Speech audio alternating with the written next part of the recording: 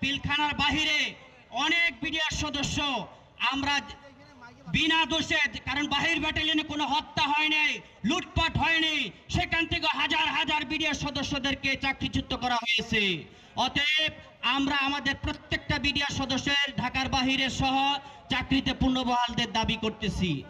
আমার ভাই বাবা এরা সব অধিকাংশ ভাই এরা নির্দোষ। আমরা 4টা বোন, আমার একটা ভাই, মাত্র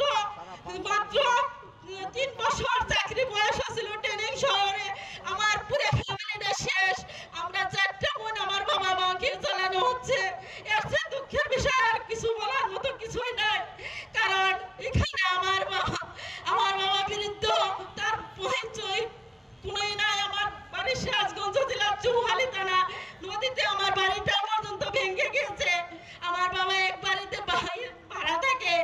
আমার 4টা বোন, আমাদের বিয়ে হয়ে গেছে, স্বামী সংসার করতে হয়, তবুও ভাইয়ের জন্য মুঠো ভরে আমরা এখানে দৌড়ে চলে এসেছি।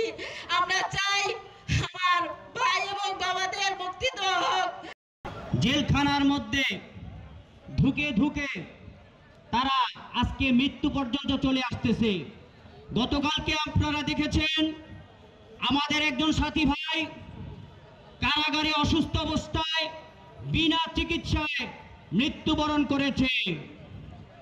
আমি বলতে চাই, আর একটা বিডিআর সদস্য যদি কারাগারের মধ্যে মৃত্যুবরণ করে, তার দায়িত্ব সরকারকে নিতে হবে। আমরা কখনোই বলিনি কোন দোষী লোককে আপনারা জেল থেকে ছেড়ে দিন। আপনারা অনুবীক্ষণ যন্ত্র দিয়ে তদন্ত করুন। যদি আমাদের মধ্যে কেউ দোষী থাকে, তার ব্যবস্থা আপনারা নেন। আমরা দাবি করি না যে আমাদের দোষীদের কেউ থাকলে তাকে ছেড়ে দিন, কিন্তু নির্দোষ ব্যক্তিদেরকে কেন কোন অদৃশ্য শক্তির বলে আপনারা আটকে রেখেছেন? আমরা জানি আপনারা পেছন থেকে কার কলকাঠি নেড়ে কার নির্দেশে কাজ করতেছেন।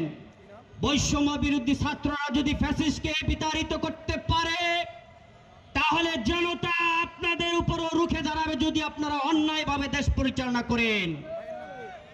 আমরা বলতে চাই, আমি নিজেও 10 বছর কারাভোগ করেছি, তাই আমার সাথী ভাইদের বেদনাটা আমি বুঝি। আপনি সেই গদিতে বসে থেকে বুঝবেন না।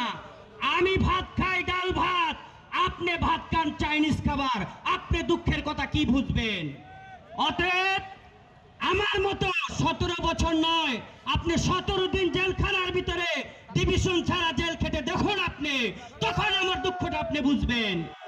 অতএব যারা গদিতে বসে আছেন, আপনারা, আমরা দেখতে পাচ্ছি রাজনৈতিক বিভিন্ন ব্যক্তিরা ফাঁসির আসামি পর্যন্ত খালাস পেল।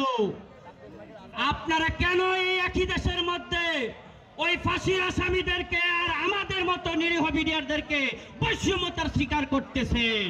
পিলখানার বাহিরে অনেক বিডিআর সদস্য আমরা বিনা দোষে, কারণ বাহির ব্যাটালিয়নে কোনো হত্যা হয় নাই, লুটপাট হয়নি, সেখান থেকে হাজার হাজার বিডিআর সদস্যদেরকে চাকরিচ্যুত করা হয়েছে। অতএব আমরা আমাদের প্রত্যেকটা বিডিআর সদস্যের ঢাকার বাহিরে সহ চাকরিতে পুনর্বহালদের দাবি করতেছি।